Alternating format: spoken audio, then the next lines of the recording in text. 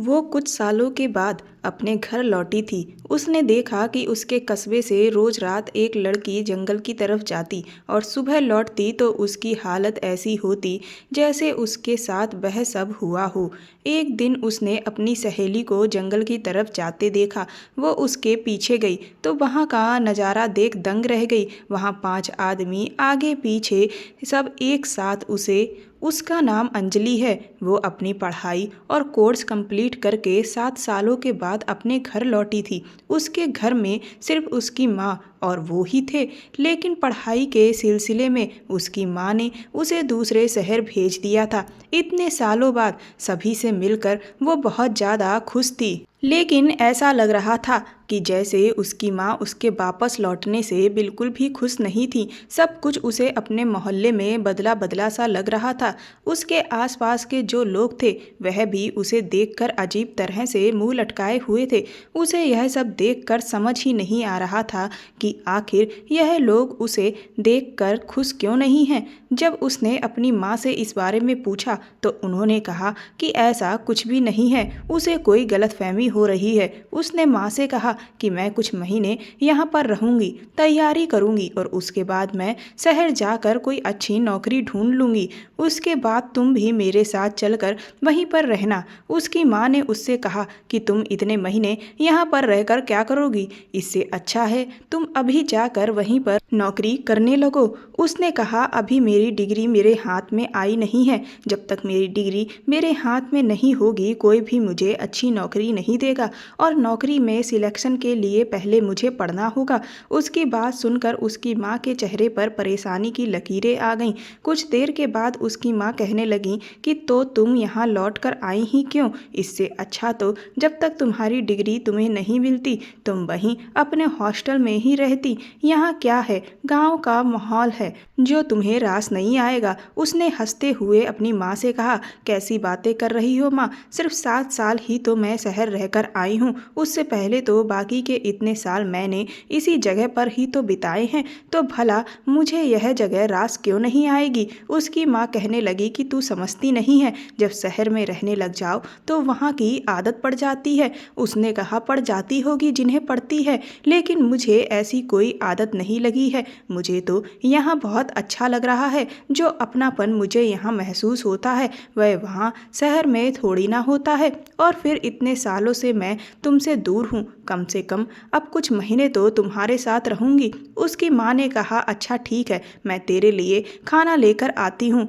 ना जाने क्यों उसे अब यह लगने लगा कि ज़रूर ऐसी कोई बात है जिसे लेकर उसकी माँ बहुत ज़्यादा परेशान है और इसीलिए वह उसके यहाँ आने से खुश नहीं है। जब उसने खाना खा लिया तो उसने माँ से कहा कि मैं अपनी सबसे अच्छी सहेली नेहा से मिलने जा रही हूँ, तो उसकी माँ ने उसे रोक लिया। उसकी माँ ने कहा अब शाम हो गई है, इसीलिए घर से बाहर कदम नहीं रखना। अंजलि ने कहा शाम ही तो हुई है, कौन सी आधी रात हो गई है, और फिर उसका घर तो 2 घर छोड़कर ही है, तो इसमें इतना परेशान होने वाली बात क्या है। लेकिन उसकी माँ ने उसकी एक भी ना सुनी और उन्होंने उसे नेहा के घर उससे मिलने जाने ही नहीं दिया। वह उससे बोली कि जब सुबह हो जाए तब तुम उससे मिलने चली जाना। अपनी माँ की इस तरह की अजीब जिद देखकर अंजलि को कुछ भी समझ नहीं आ रहा था। खैर वो चुपचाप उस रात लेट कर सो गई। अगली सुबह जब वो तैयार होकर नेहा के घर जाने लगी तो उसकी माँ ने उसे एक बार फिर से रोक दिया। उसने कहा रात में तो तुमने कहा था कि सुबह मैं जा सकती हूँ, लेकिन अब तुम फिर मुझे रोक रही हो, आखिर बात क्या है। उसकी माँ ने कहा कोई बात नहीं है, तुम थोड़ी देर अंदर बैठो, मैं अभी बाहर से होकर जब आ जाऊं तब उसके बाद तुम नेहा के घर जाना। वो चुपचाप वहीं बिस्तर पर बैठ गई। थोड़ी देर के बाद जब उसकी माँ बाहर से आई तो उससे बोली कि जाओ अब तुम नेहा से मिल आओ जाकर, लेकिन 10 मिनट से ज़्यादा वहाँ मत रुकना। उसने कहा कि मैं इतने सालों बाद अपनी सहेली से मिलूंगी और फिर 10 मिनट के लिए ही उससे बातें करूंगी। आज तो मैं उससे जी भर के ढेर सारी बात करूंगी जिसमें मुझे नहीं पता कि मुझे कितना समय लग जाएगा। उसकी इस बात पर उसकी माँ बुरी तरह से उस पर चिल्लाने लगी कि तू अब बड़ी हो गई है, इसीलिए मेरी एक भी बात नहीं सुनती। मैंने तुझसे कहा ना कि सिर्फ 10 मिनट के लिए बैठकर ही वहाँ से आ जाना। उसने माँ से कहा कि आप मुझसे इस तरह की जिद क्यों कर रही हैं, तो उन्होंने उसकी बात का कोई जवाब नहीं दिया, बल्कि उल्टा रोने लगी। बोली, तू अब मेरी कोई बात नहीं मानती। अपनी माँ को रोता हुआ देखकर अंजलि को कुछ समझ नहीं आया, तो उसने कहा, ठीक है, मैं 10 मिनट के बाद ही लौट आऊंगी। वो नेहा के घर गई। उसे देखकर वो हैरान रह गई और खुश होकर उसके गले से लग गई।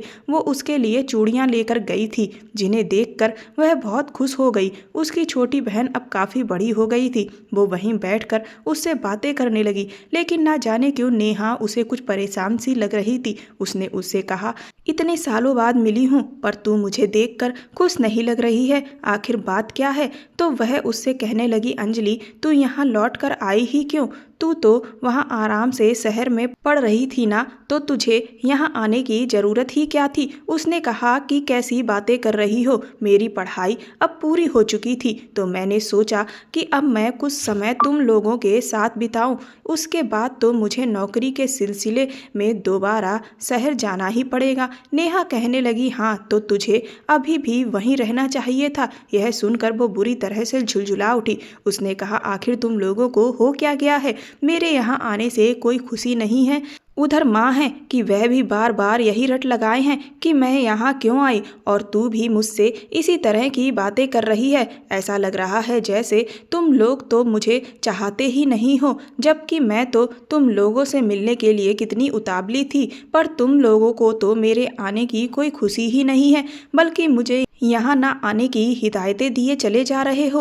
उसे नाराज होता देख नेहा कहने लगी कि देख अंजलि, मेरी बात का बुरा मत मान, लेकिन बस मैं यह सब तेरे भले के लिए ही कह रही हूँ। उसने कहा, मेरा भला? आखिर कौन सा भला?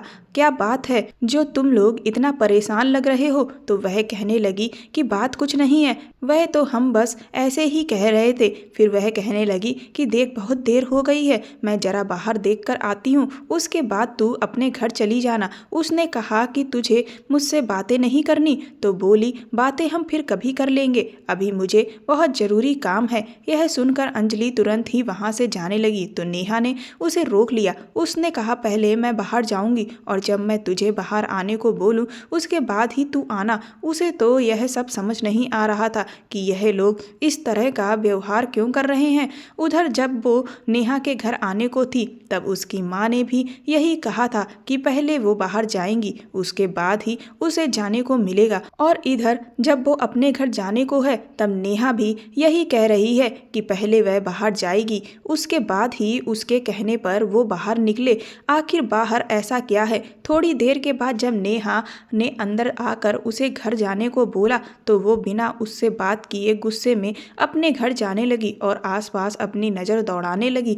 बाहर तो उसे ऐसा कुछ भी दिखाई नहीं दे रहा था जिससे उसे किसी भी गड़बड़ का अंदेशा हो। हर कोई अपने अपने कामों में लगा हुआ था। उसकी समझ से बाहर था कि यह लोग इस तरह का व्यवहार आखिर क्यों कर रहे हैं। उसने घर जाकर देखा तो उसकी माँ उसका बेसब्री से इंतजार कर रही थी।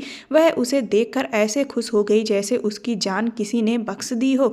वह उससे बोली, देखो अंजलि, अब तुम आज नेहा से मिल आई हो ना, तो अब घर से बाहर कदम निकालने की बिल्कुल भी ज़रूरत नहीं है। उसने कहा, माँ, आप यह कैसी बातें कर रही हो? मैं तो सोच रही थी कि शाम को मैं बाहर घूमने जाऊंगी। इस पर उसकी माँ फिर से गुस्सा करने लगी। बोली, खबरदार, अगर अब तुमने घर से बाहर कदम भी निकाला तो तू अब यहाँ जितने दिन भी रहेगी तुझे घर के अंदर ही रहना पड़ेगा। मेरी बात कान खोल कर सुन ले। अंजलि ने कहा, माँ, आप यह किस तरह की बातें कर रही हो? भला घर के अंदर घुसे घुसे आखिर कौन रह पाएगा? तो उसकी माँ कहने लगी कि अगर तूने मेरी बात नहीं मानी तो तू मेरा मरा हुआ मुंह देखेगी। अंजलि ने अपनी माँ की यह बात सुनी तो उसका कलेजा मुंह को आ गया और उसकी आंखों में आंसू निकलने लगे। उसने कहा, माँ, आप इस तरह की बातें क्यों कर रही हो? इतनी छोटी सी बात के पीछे आप अपनी जान देने की बातें क्यों कर रही हो?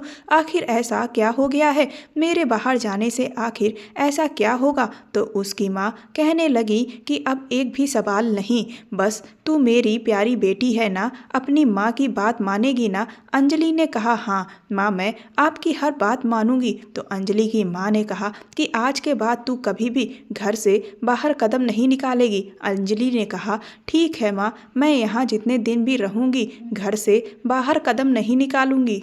उसकी बात सुनकर उसकी माँ के चेहरे पर संतोष के भाव उभर आए और उन्होंने खुश होकर उसे गले से लगा लिया। लेकिन अब उसके दिमाग में एक साथ हजारों सवाल चलने लगे थे कि आखिर यह सब क्या है और क्यों है? यह लोग बाहर जाने को लेकर इस तरह का व्यवहार क्यों कर रहे हैं? यह सब तो आराम से बाहर घूम रहे हैं, लेकिन सिर्फ मेरे बाहर जाने से ऐसा कौन सा भूचाल आ जाएगा? खैर, अपनी माँ की खातिर अंजलि ने उनकी बात मान ली और घर के अंदर ही रहना शुरू कर दिया। अब उसने एक बार फिर से पढ़ना शुरू कर दिया था, क्योंकि जिन नौकरियों में वो अप्लाई करती उनमें से कुछ में एग्ज़ाम होते थे और इंटरव्यू होते थे जिनके लिए तैयारी करनी पड़ती थी। इसीलिए वो रात को बैठकर पढ़ने लगी। पहली रात जब वो बैठकर चुपचाप पढ़ रही थी तो उसे अपनी खिड़की के सामने से कोई गुजरता हुआ दिखा। उसे लगा, इतनी रात को आखिर इस तरफ कौन जा रहा है? दरअसल उसका घर कस्बे के सबसे आखिरी छोर पर था और उसके बाद सड़क के उस पार पूरा वीरान जंगल था, उसके अलावा कुछ भी नहीं। इसीलिए जब उसने उस तरफ किसी को जाते हुए देखा तो उसे कुछ अजीब लगा। उसने जब झांक कर देखा तो उसे कोई लड़की सड़क के उस पार जंगल के अंदर जाते हुए दिखाई दी। वो सोचने लगी कि आखिर इतनी रात को उस लड़की को जंगल में ऐसा क्या काम आ गया, इसे डर नहीं लग रहा है? खैर, उस दिन उसने इस बात पर बहुत ज़्यादा ध्यान नहीं दिया। लेकिन फिर जब उसने देखा कि रोज़ रात को एक लड़की उस जंगल की तरफ जाती थी, तब उसे यह सब बहुत अजीब लगने लगा। उसे समझ नहीं आ रहा था कि आखिर उनके कस्बे की लड़कियां रोज़ रात को जंगल की तरफ क्या करने जाती हैं। जब उसके सवालों का जवाब उसे खुद से नहीं मिल पा रहा था तो उसने अपनी माँ से इस बात का जिक्र किया। उसकी बात सुनकर उसकी माँ बुरी तरह से घबरा गई और कहने लगी कि यह उसकी गलतफहमी है। उसने कहा, गलतफहमी एक दिन होती है, हर रोज़ नहीं। मैं खुद अपनी आंखों से हर रोज़ एक लड़की को इस खिड़की से सड़क के उस पार जंगल की तरफ जाते हुए देखती हूँ। उसकी इस बात पर उसकी माँ बुरी तरह से गुस्सा करने लगी और उन्होंने उस खिड़की को बंद कर दिया और बोली, आज के बाद इस खिड़की को खोलने की कोई ज़रूरत नहीं है। अंजलि ने कहा, यह तो मेरे सवाल का कोई जवाब नहीं हुआ। आप मुझे बताती क्यों नहीं हैं कि आखिर यहाँ पर चल क्या रहा है? लेकिन उसकी माँ ने उसकी किसी बात का जवाब नहीं दिया और वह बाहर से दरवाज़ा बंद करके चली गई। यह सारी चीज़ उसके अंदर बहुत उलझन पैदा कर रही थी। उसे कुछ समझ नहीं आ रहा था कि आखिर यहाँ पर हो क्या रहा है और उसकी माँ उससे क्या छुपा रही है। एक तो वो कोई भी चीज़ खुद से पता नहीं कर सकती थी, क्योंकि वो नहीं चाहती थी कि उसकी माँ का उसकी वजह से दिल दुखे। ऊपर से उसकी सहेली नेहा, वह तो इतने दिनों से उसे एक बार भी मिलने के लिए नहीं आई, जो अपने सवालों का जवाब वो उससे ही मांग सकती। कभी कभी तो उसके मन में ख्याल आता कि इससे अच्छा तो वो यहाँ लौट कर आती ही नहीं, वहीं बनी रहती तो ज़्यादा बेहतर था, क्योंकि यहाँ आकर तो कई सारे सवालों ने उसे घेर लिया था जिनके जवाब ना तो उसे कोई दे रहा था और ना ही वो खुद से उन्हें ढूंढ पा रही थी। अगली रात जब वो पढ़ने बैठी तो उसने देखा कि उसकी माँ गहरी नींद में सो रही है। इसीलिए उसने धीरे से खिड़की खोल ली, क्योंकि जिज्ञासा के कारण उससे रहा नहीं गया था। उसके बाद जो उसने देखा उसके होश उड़ गए, क्योंकि आज जो लड़की जंगल की तरफ जा रही थी वह और कोई नहीं, उसकी सहेली नेहा ही थी। नेहा को देखकर वो बुरी तरह से घबरा गई। आखिर आज वह क्यों अंधेरी रात में जंगल की तरफ जा रही है? आखिर ऐसा क्या है? अब वो खुद को रोक नहीं सकी और चुपके से कुंडी खोलकर बाहर निकल गई। वो दबे पांव नाव नेहा के पीछे पीछे चलने लगी। नेहा उस घने अंधेरे जंगल के अंदर चलती ही चली जा रही थी। एक बार तो उसका जी चाहा कि उसे आवाज लगाकर रोक ले, उससे पूछे कि आखिर वह कहाँ जा रही है, लेकिन अब वो इतना तो समझ चुकी थी कि यह लोग उसके किसी भी सवाल का जवाब सीधे सीधे पूछने से तो नहीं देने वाले। इसीलिए उसने सोचा कि वो चुपचाप पीछा ही करती रहे और देखती रहे कि आखिर यह कहाँ जाती है। काफी देर चलने के बाद वो एक खंडर के सामने जाकर रुकी। दरअसल उस जंगल में एक बड़ा मकान था जो काफी सालों से जर्जर था। नेहा उसके अंदर जाने लगी। अंजलि को समझ नहीं आ रहा था कि यह इस खंडर के अंदर आखिर क्या करने जा रही है।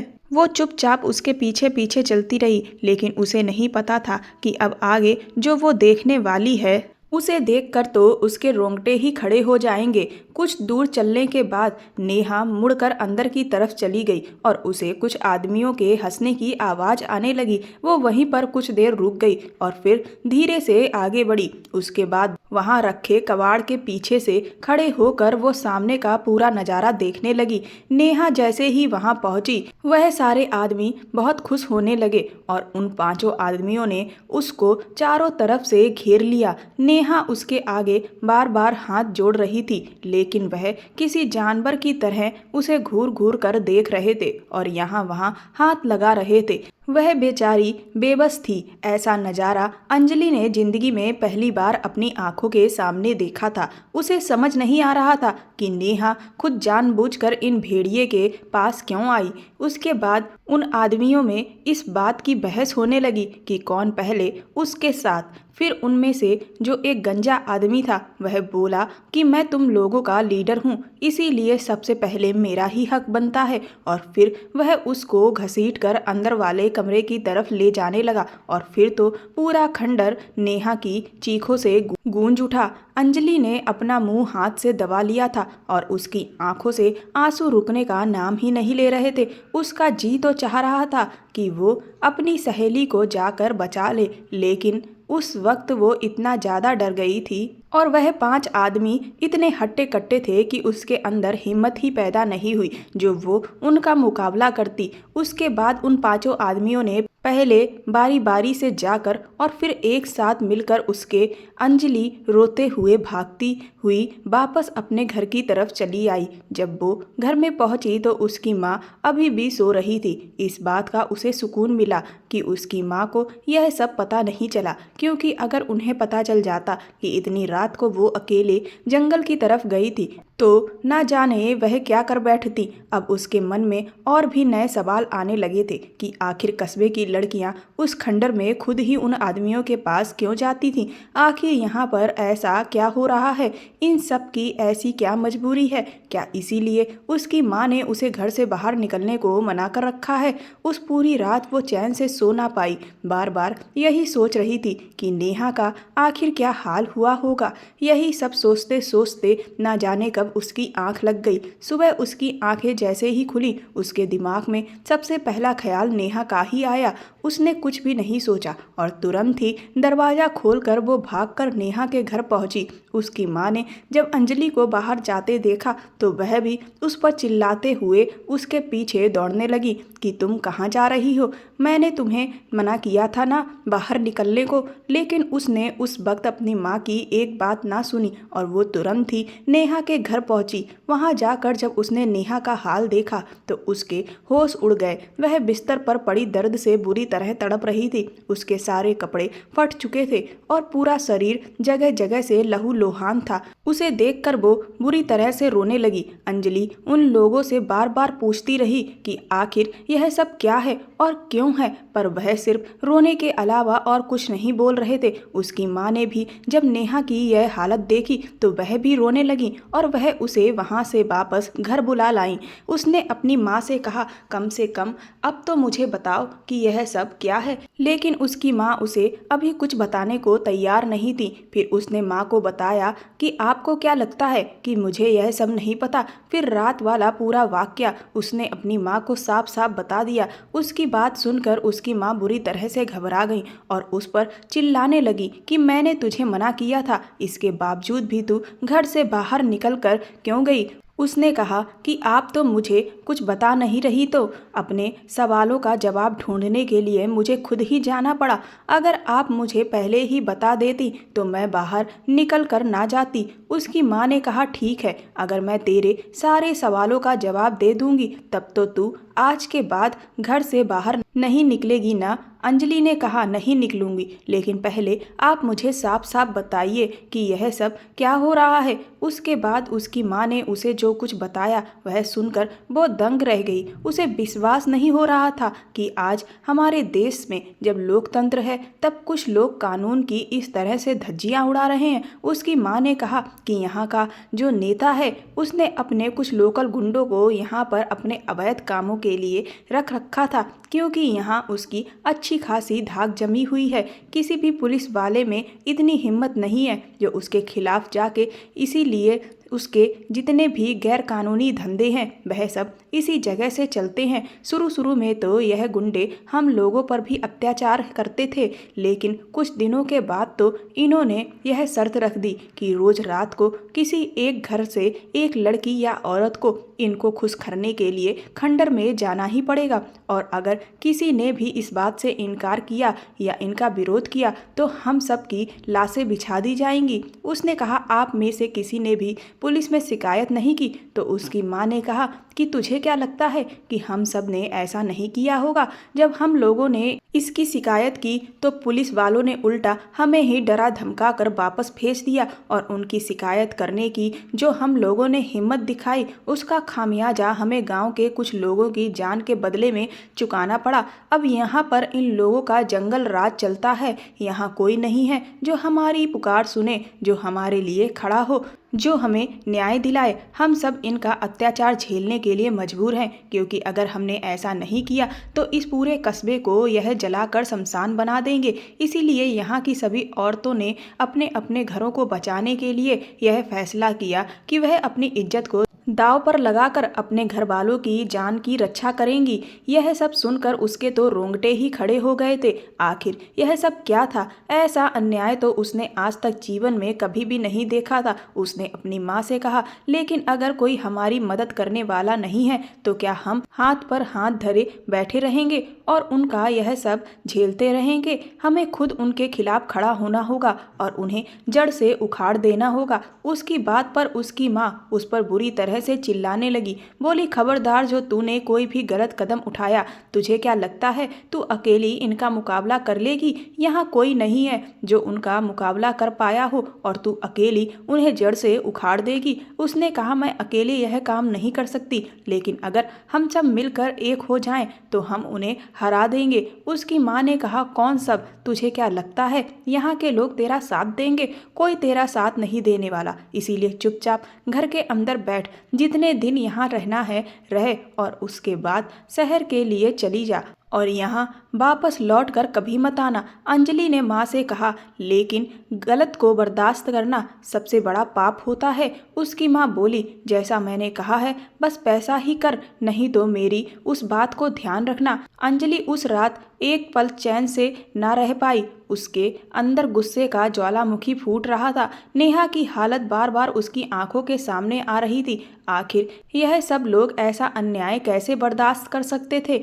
अगली सुबह जब वो अपनी टेबल को साफ कर रही थी तो उसने खिड़की से देखा कि छोटा सा पिल्ला जिसके पैर में चोट लगी हुई थी वह बेचारा चल भी नहीं पा रहा था। उसे लगा कि सड़क के बीचों बीच में है, अगर कोई गाड़ी निकली तो कहीं वो उसे कुचल ना दे। इसीलिए उससे रहा नहीं गया और वो निकलकर घर के बाहर चली गई और उस पिल्ले को एक तरफ बगल में रख दिया। लेकिन वो जैसे ही खड़ी हुई उसके तो होश ही उड़ गए।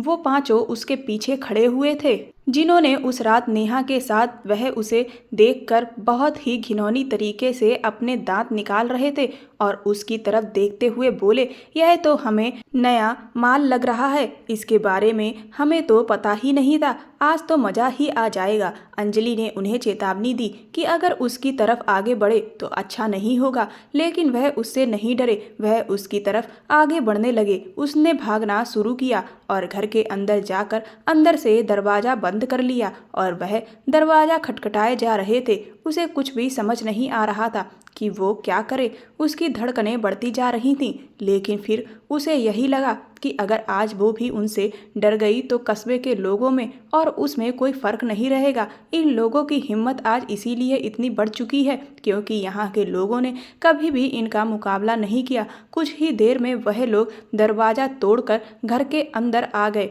और उसे आवाज़ दे देकर यहाँ वहाँ ढूंढने लगे, लेकिन उसने भी अब ठान लिया था कि वो इन्हें आज सबक सिखाकर ही रहेगी। जैसे ही उन्होंने उसे अपने सामने खड़ा देखा, वह उसकी तरफ किसी भूखे भेड़िए की तरह दौड़े। उसने तुरंत ही पीछे से प्लेट में भरी हुई मिर्च उठाकर उन पांचों के ऊपर उड़ेल दी। उन सब की आंखें मिर्च के तीखेपन की वजह से जलने लगी। वह बुरी तरह से बिलबिलाने लगे और यहाँ वहाँ दौड़ने लगे। उसके बाद उसने पास में ही रखा हुआ मिट्टी का तेल उठाया और उन सब के ऊपर उड़ेलने लगी। अपनी पूरी ताकत से वो जितना तेल उन लोगों के ऊपर डाल सकती थी उतना उसने डाला और उसके बाद उसने माचिस की तीली जलाकर उन लोगों के ऊपर फेंक दी और वह यहाँ वहाँ जलने लगे, जिसकी वजह से वह बुरी तरह से तड़पने लगे और घर के बाहर दौड़ने लगे। इतनी देर में उसके घर के बाहर उसके कस्बे के लोग इकट्ठे हो चुके थे। जब उन लोगों ने देखा कि उसने अकेले उन पांचों का यह हाल कर दिया था तो उनके अंदर भी हिम्मत आ गई और जैसे ही वह पांचों बाहर निकले उन सब ने उन्हें पीटना शुरू कर दिया। सभी ने मिलकर मार मार कर उनका कचूमर निकाल दिया था, लेकिन न जाने कहां से तभी पुलिस आ गई और वह उन सबको वहां से बचा कर ले गई। अंजलि ने कस्बे के लोगों से कहा कि आप लोगों ने आज जो हिम्मत दिखाई है, अगर पहले दिन ही दिखाई होती तो जो कुछ आज तक आपने झेला है वह कभी आपको झेलना नहीं पड़ता। ऐसे लोगों की हिम्मत तभी बढ़ती है जब वह देख लेते हैं कि सामने वाला हमसे डर गया है। हमें कभी भी इनके आगे झुकना नहीं चाहिए बल्कि डटकर मुकाबला करना चाहिए। अंजलि तुरंत ही एक बहुत भारी भीड़ लेकर पुलिस थाने में गई और उन पांचों के खिलाफ रिपोर्ट लिखने का पुलिस पर दबाव बनाया। वैसे तो शायद पुलिस वाले उसकी रिपोर्ट नहीं लिखते, लेकिन जब उन्होंने देखा कि उसके साथ इतनी बड़ी भीड़ है और सभी लोग बहुत गुस्से में हैं तो मजबूरन उन्हें उन पांचों के खिलाफ रिपोर्ट लिखनी पड़ी। उसके बाद उन पांचों पर मुकदमा चलने लगा जिसकी सुनवाई शुरू हो चुकी थी और वो सब उनके खिलाफ गवाही देने के लिए जाने लगे। जिस दिन अंतिम सुनवाई होनी थी उस दिन जब वो वहां पहुंचे तो उस गैंग के लीडर को कटघरे में लेकर जाया जा रहा था तो वह उन महिलाओं को देखकर बहुत गलत गलत बातें कहने लगा। पुलिस भी उनके साथ थी और वह भी खड़े होकर हंसकर तमाशा देख रही थी। वह बड़े ही फक्र से कह रहा था कि तुम लोग मेरा कुछ भी नहीं बिगाड़ पाओगे, मैं अब हर हाल में छूट जाऊंगा और फिर तुम देखना, तुम लोगों ने जो मेरे खिलाफ खड़े होने की हिम्मत की है ना, उसका तुम्हें कितना भयानक नतीजा भुगतना पड़े। वह पुलिस वालों के सामने ही खड़ा होकर उन लोगों को धमकी दे रहा था और पुलिस थी कि वह भी उसी के साथ दे रही थी। कुछ देर के बाद जो फैसला आया उसे सुनकर वो सभी दंग रह गए। वह पांचों छूट चुके थे। उसने सही कहा था कि वो उसका कुछ नहीं बिगाड़ पाएंगे। अब सब लोग यही कहने लगे कि हमने इतना कुछ किया लेकिन उसका कोई नतीजा नहीं निकला। कानून से मदद मांगने का हमें क्या सिला मिला? वह लोग तो बेगुनाह साबित हो गए और अब वह हमसे बदला लेने के लिए हमारा जो हाल करेंगे उसके लिए हमें तैयार रहना होगा। सभी की यह बातें सुनकर अंजलि को बहुत गुस्सा आने लगा। हमारे देश की कानून व्यवस्था ऐसी हो सकती है, यह उसने कभी नहीं सोचा था। आज उसे हर कोई बिका हुआ नजर आ रहा था, लेकिन जब आपको न्याय ना मिले तो हमें उसको छीन लेना चाहिए, उसका यही सोचना था। उसने सभी से कहा कि हम सब हाथ पर हाथ धर कर नहीं बैठ सकते। अगर हमें इंसाफ अदालत में नहीं मिला है तो अब हम खुद से इंसाफ करेंगे, लेकिन उनके जुल्म बिल्कुल भी बर्दाश्त नहीं करेंगे। उसकी बातें सुनकर एक बार फिर से सभी के अंदर उम्मीद की किरण जाग उठी थी।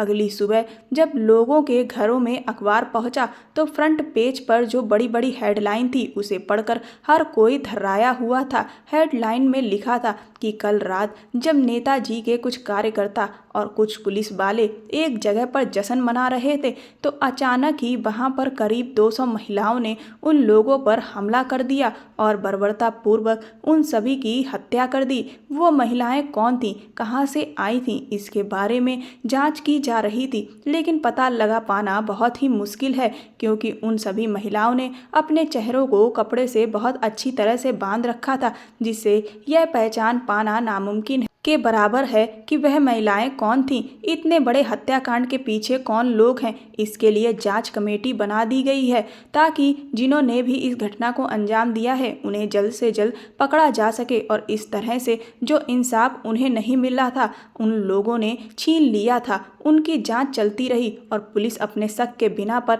उनके कस्बे में जाकर पूछताछ करते रहे। अंजलि ने एक कंपनी में इंटरव्यू दिया और उसे बहुत ही अच्छी सैलरी की एक जॉब मिल गई और वो माँ को लेकर शहर में ही आकर रहने लगी। कुछ ही दिनों के बाद अंजलि ने अपनी सहेली नेहा और उसकी बहन को भी वहीं पर बुला लिया और अब सब खुशी खुशी अपने पुराने गमों को भुलाकर एक साथ रहने लगे। दोस्तों, कई बड़े पद और दबंग प्रवृत्ति के लोग दूसरों का शोषण करते हैं, खासकर महिलाओं को वह अपना सबसे आसान शिकार मानते हैं, लेकिन महिलाओं को कभी भी अपने आप को कमजोर नहीं समझना चाहिए बल्कि पूरी हिम्मत के साथ खुद के खिलाफ होने वाले अन्याय के लिए लड़ना चाहिए, क्योंकि अगर हम उनका डटकर मुकाबला नहीं करेंगे तो उनकी हिम्मत बढ़ती ही चली जाएगी। कहानी पसंद आई हो तो चैनल को सब्सक्राइब कर दें, वीडियो को लाइक कर दें और वीडियो को ज़्यादा से ज़्यादा शेयर करें। धन्यवाद।